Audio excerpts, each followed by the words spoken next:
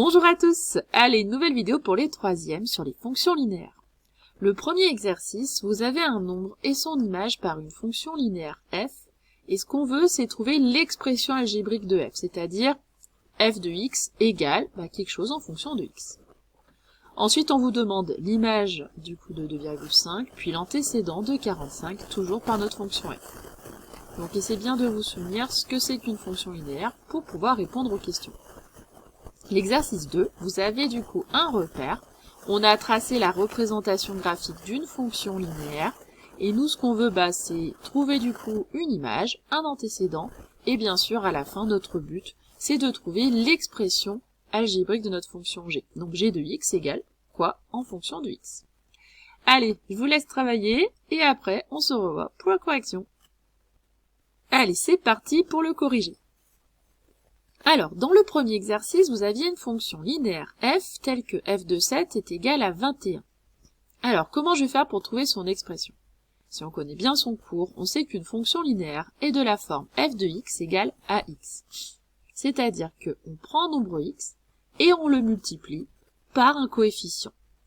Ce coefficient, lui, va être fixe, donc il faut le trouver. C'est lui qu'on doit trouver, pas le x. Le x, lui, il varie. On peut par exemple calculer l'image de 7, j'aurais pu vous donner l'image de 2, l'image de 25, l'image de moins 4.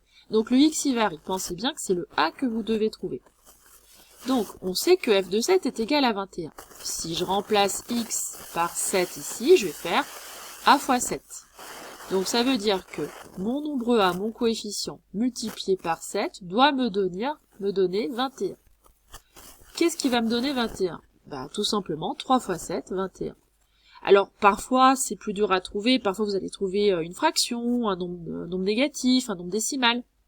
Donc vous faites tout simplement l'image divisée par l'antécédent. Donc là mon nombre a c'est 21 divisé par 7 et j'obtiens 3. Ma fonction f, ax, elle associe 3x. Donc ça c'est fait, on a notre coefficient, on a notre expression de la fonction. Maintenant qu'on a l'expression de notre fonction, on va pouvoir continuer, parce que sinon on était bloqué. Donc, l'image de 2,5 par ma fonction f. Donc je remplace x par 2,5 dans l'expression de ma fonction. On a dit qu'elle multipliait par 3 notre nombre x, donc je vais faire 3 fois 2,5, et j'obtiens 7,5. Conclusion, l'image de 2,5 et 7,5 par ma fonction f. Ensuite, on demande un antécédent. Pour l'antécédent, du coup, c'est le contraire. Si pour trouver, du coup, l'image, on multiplie par 3, pour trouver l'antécédent, on va diviser par 3. Alors là, c'est simple parce que c'est une fonction linéaire. On peut aussi résoudre une équation, ça peut nous servir sur plein d'autres fonctions. En fait, trouver un antécédent, cette fois-ci, c'est chercher la valeur de x, telle que f de x soit égale à 45. Donc, je veux que 3x, parce que ma fonction f de x, c'est 3x, soit égale à 45. Et pour trouver mon x, le contraire de fois 3, je divise par 3, je le fais passer de l'autre côté. Et 45 divisé par 3, ça me fait 15. Ce qui veut dire que l'antécédent de 45, c'est 15 par ma fonction f. Allez, on passe à l'exercice 2. Donc cette fois-ci, l'exercice 2, vous aviez du coup une fonction linéaire g, et on avait sa représentation graphique. Première question, on vous dit quelle est l'image de 1. Là, je regarde. 1, c'est dans mes antécédents, je veux son image, donc je vais jusqu'à ma fonction, et je vois qu'ici, j'obtiens moins 1,5. Alors c'est vrai qu'on se dit, tiens, c'est pas forcément très précis, mais on voit par exemple, si j'avance encore de 1, hop, je fais encore moins 1,5, ce qui fait que ça me fait 3.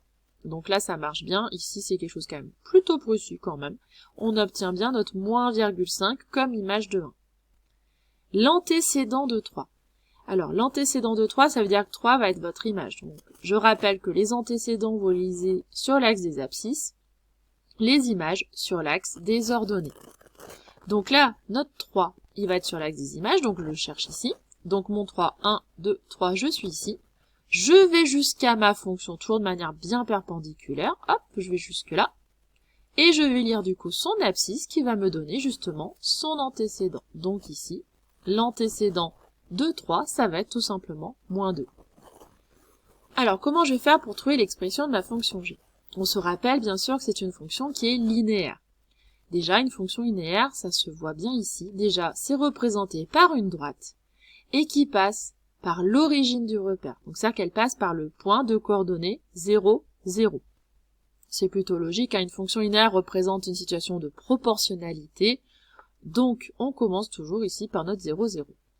Il nous faut bien sûr un deuxième point quand on veut tracer une droite.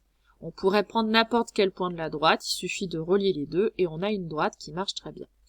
Alors comment je vais faire pour trouver l'expression en connaissant cette fois-ci ma droite?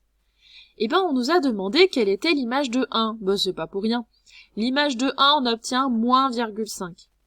Eh ben ça veut dire que notre coefficient de notre fonction linéaire est de moins 1,5.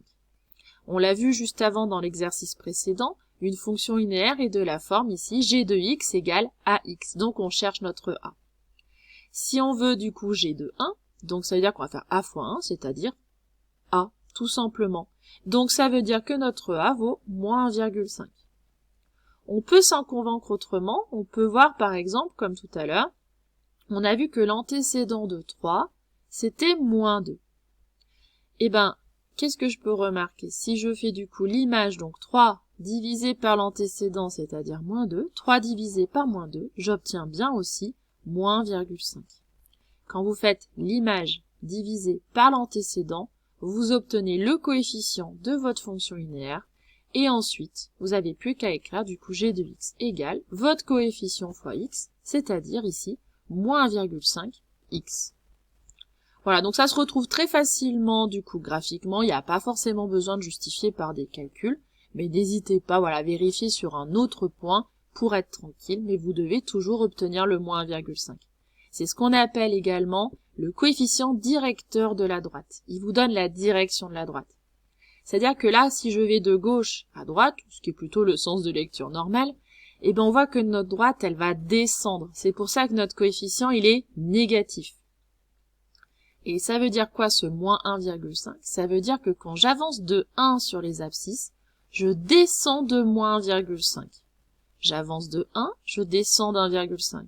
J'avance de 1, je descends d'1,5. Et ainsi de suite. Ça me donne vraiment cette direction de ma droite.